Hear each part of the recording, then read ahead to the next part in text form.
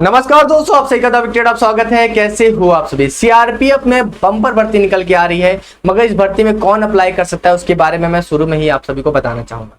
इस भर्ती में वही कैंडिडेट अप्लाई कर सकते हैं जिनके कोई भी सीआरपीएफ से जुड़े थे और उनकी डेथ हो गई या फिर वो मेडिकल बोर्ड आउट हो गए। ठीक है, समझने का मतलब है कि यहाँ पर करुणा आधार में भर्ती आई है, कंपैशनेट ग्राउंड में भर्ती आई है, यानी कह सकते हो मृतक आश्रित भर्ती आई है। यानी कि अगर किसी के माता पिता भाई बहन हस्बैंड या कोई भी अगर आपके थे इन्हीं लोगों में से, और अगर आप डिपेंडेंट हैं उनके, तो आप इसके लिए अप्लाई कर सकते हो। सीआरपीएफ के होने चाहिए, ऐसा नहीं किसी भी फोर्स के। ठीक है, तो अगर आप सीआरपीएफ में ऐसा है किसी के साथ ऐसा ट्रेजेडी हुई है, भगवान करे ना हो कभी किसी के साथ, अगर हुआ है तो आपके पास अच्छा मौका है, क्योंकि साल में 2 बार भर्ती निकल के आती है और ये साल के जो सेकंड हाफ की भर्ती होती है वो भर्ती आप सभी की निकल के है। मैं आपको दिखा देता हूँ कि वैकेंसी किस किस पोस्ट पे आई है, आप सभी देख लो।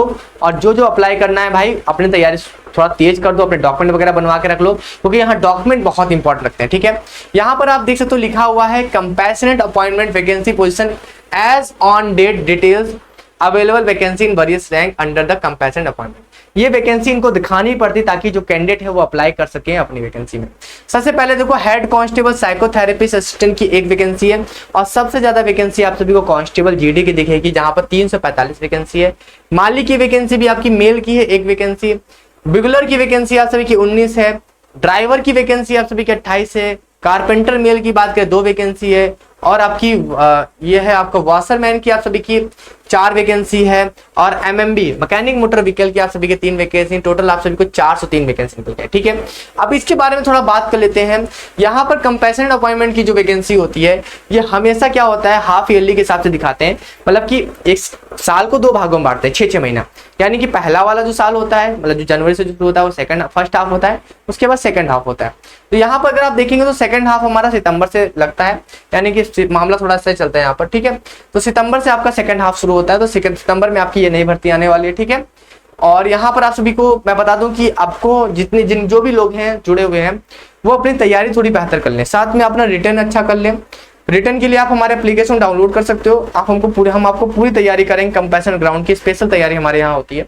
आप हमारे एप्लीकेशन डाउनलोड कर लो, वो कई सारे बैच आपको मिल जाएंगे अगर आप कंपैशन अपॉइंटमेंट, क्योंकि आप कंपैशन अपॉइंटमेंट में सिलेक्शन लेना आसान हो जाता है, क्योंकि पहले से तैयारी नहीं करते हैं लोग, अचानक भर्ती के बारे में पता चलता है, अप्लाई करना शुरू करते हैं, तैयारी करने के तो समय नहीं मिलता। आपने देखा होगा अभी आप सभी की हेड कांस्टेबल मिनिस्टर की भर्ती आई, उसमें तुरंत ही 1 महीने के अंदर सारा प्रोसेस कंप्लीट करवा रहे हैं वो, तुरंत अभी आपका 16 अगस्त से रनिंग शुरू करवा रहे हैं वहां पर।